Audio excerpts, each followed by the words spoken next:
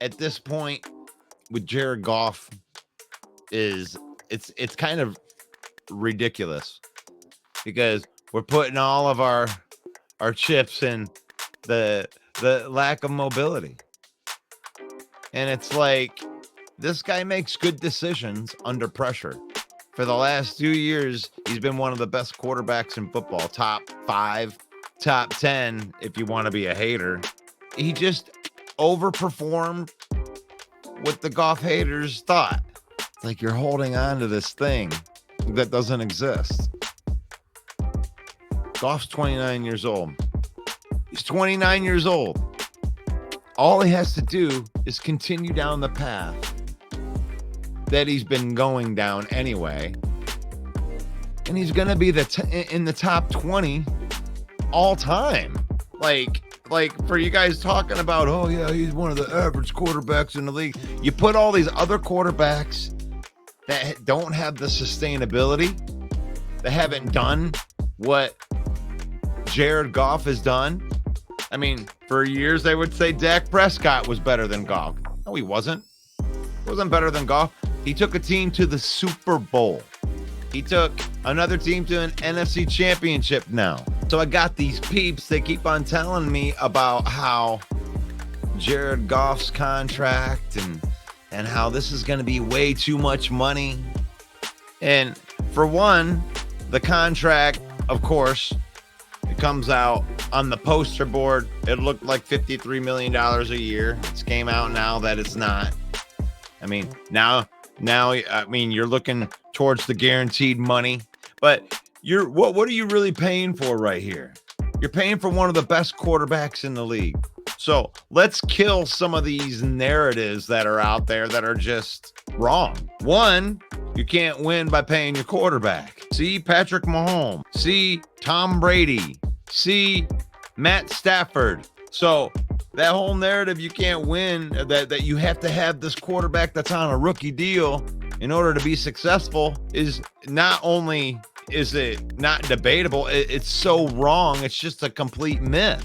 It's fake. It's like it's not even a real thing because it's really proven that the opposite of that is finding yourself a franchise quarterback, paying that guy that you believe in gives you the best chance to win a Super Bowl. Oh, it's only Patrick Mahomes. No, it's not only Patrick Mahomes. It was Tom Brady going down to Tampa Bay and winning a Super Bowl. It was dropping Matt Stafford into this loaded LA Rams team.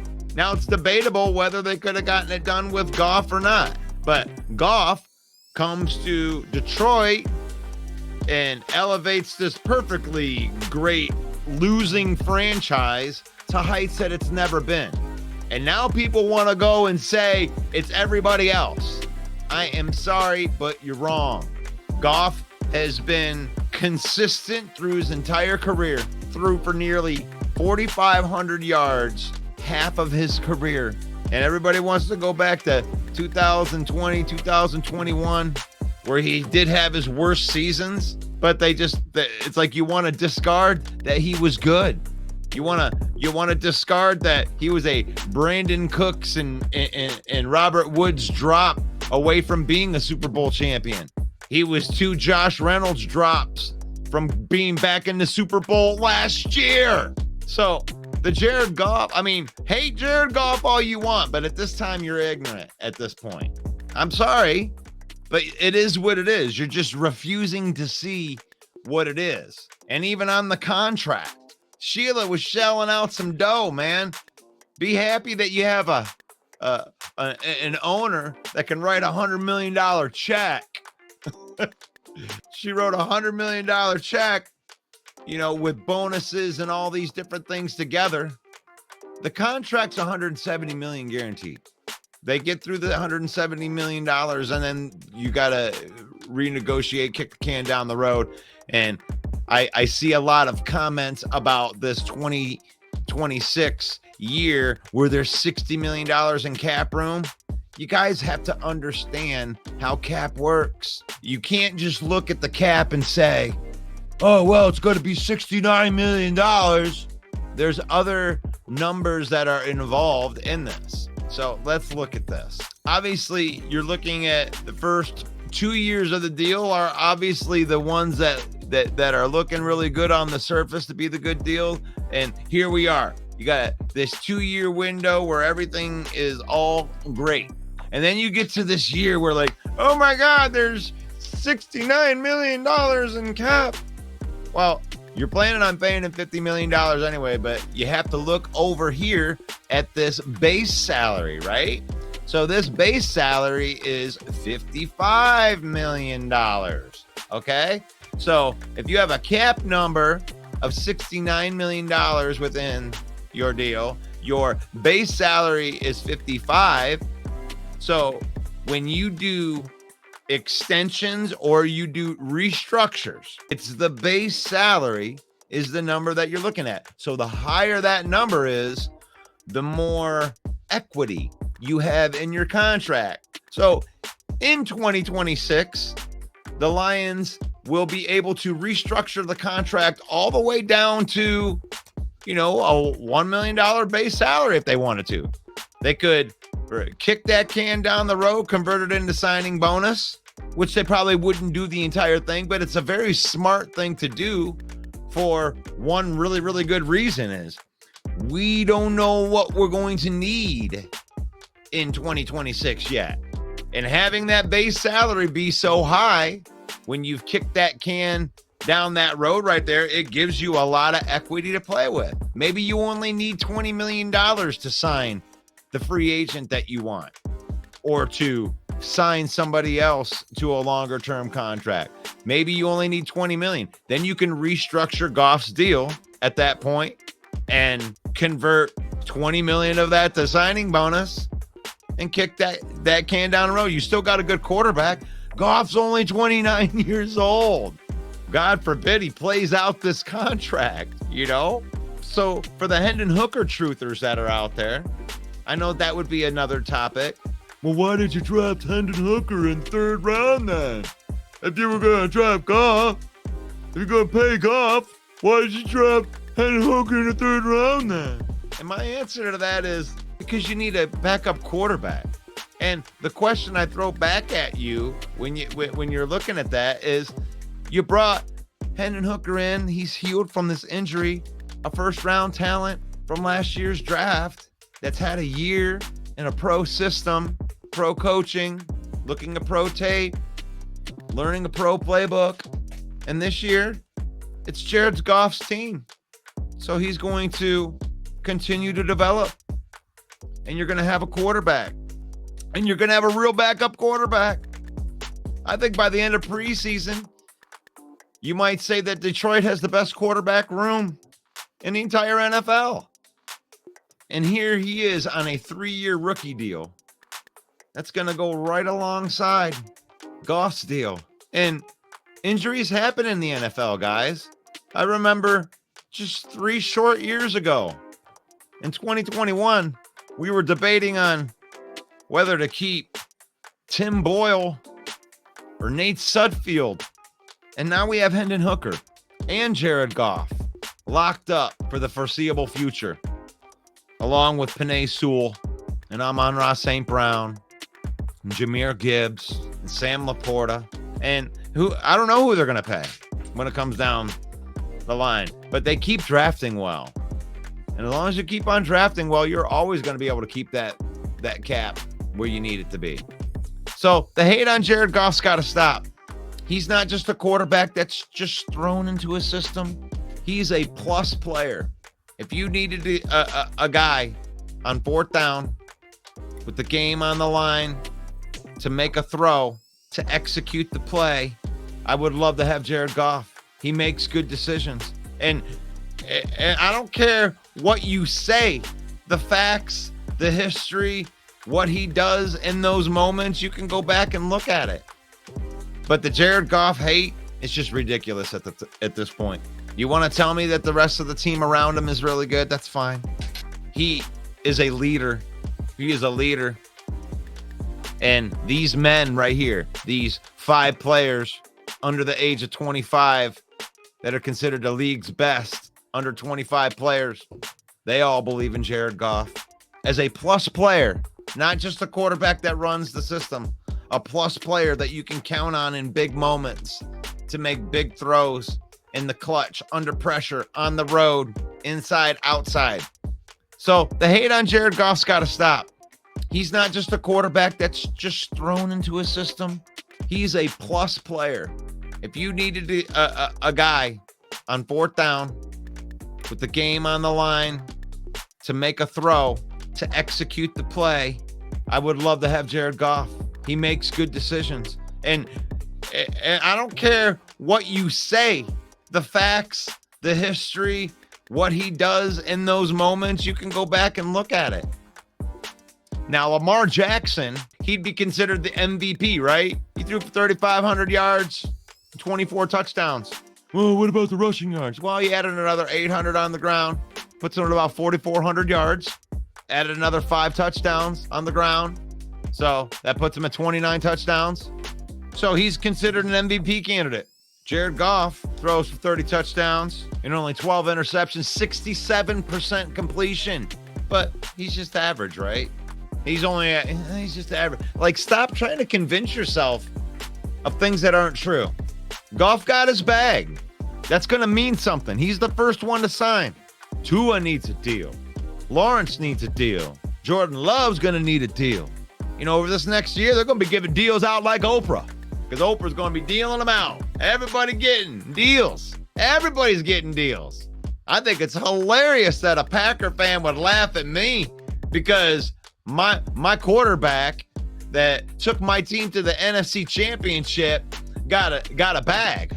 You think I'm supposed to be sad about that? You're next. I'm gonna have fun. I'm gonna laugh my ass off when Jordan Love gets $60 million. Yeah. Give it up for Jordan Love. Yeah. Woo. It's my quarterback. Ain't my quarterback. My quarterback got paid up front. You gonna get 60 now. Here comes Jordan Love. It's my quarterback. Ain't my quarterback.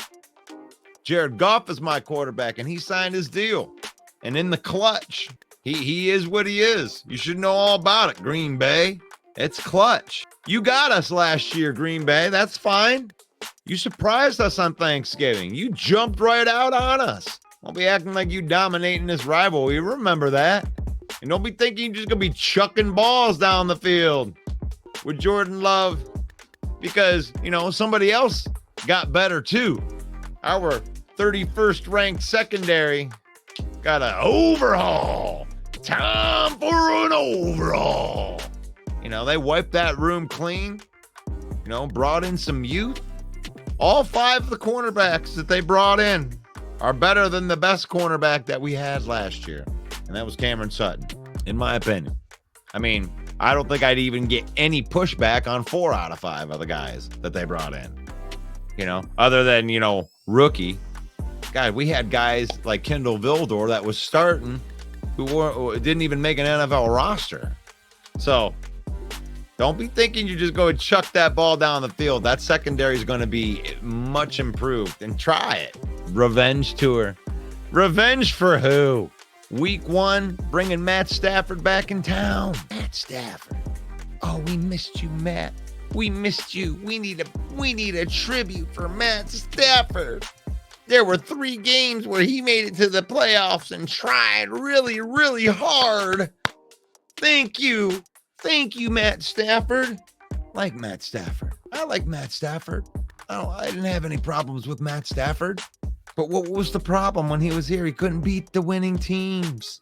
So this is a grudge match. This may be a grudge match for them. It is, because we knocked them out of the playoffs last year. They're probably not too happy about that. That was like a reckoning day. The Lions, there's this stigma that Stafford is a better quarterback than Jared Goff. Quarterback was as simple as just saying this and that. Then, you know, as far as arm talent goes, there's no denying that Stafford has more arm talent. But there's also the game manager part that happens in the majority of the game where you have to execute the play, run through your progressions, find open receivers, you know, and make the routine plays. there are a lot of really, really good maestro, jazz fusion, off-tempo guys that can make stuff happen when stuff breaks down. They can do a little bit of improv. That's really, really good. And that isn't the strength of one Jared Goff. But his strength is making the decision and knowing the offense and making the accurate short to intermediate throws. He does that better than Staffor does. He makes better decisions than Staffor does. Stafford was 9-70 versus winning teams here.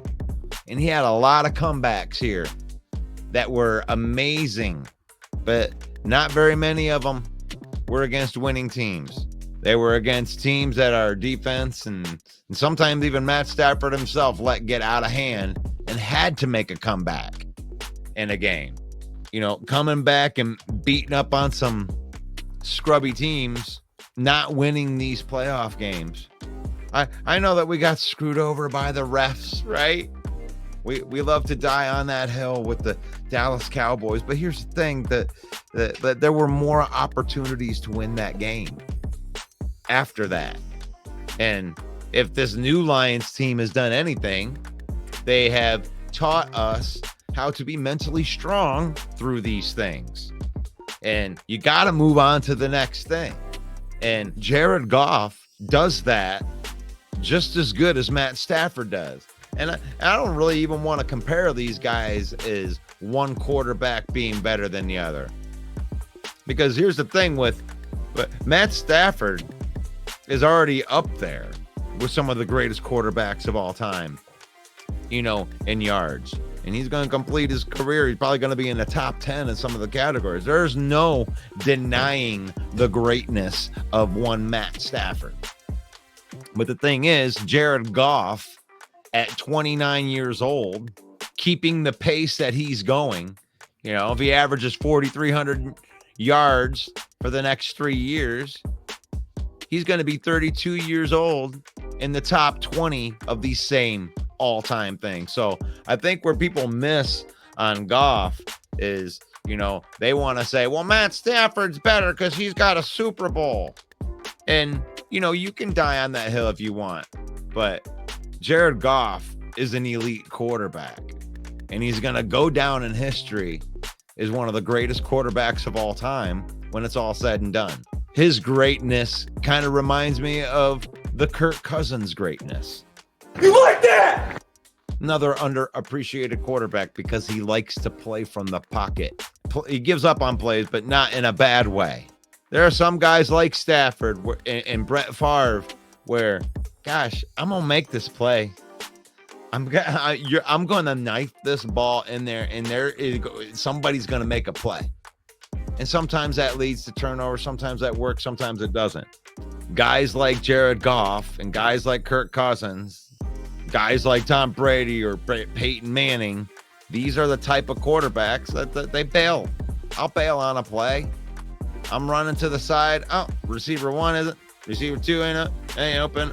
Looks like they got it. Live to fight another day. Throw the ball out of bounds. I'll run 20 yards this way and I'll throw it off my back foot, but I know with my arm talent, I can get it into the back and corner of the end zone.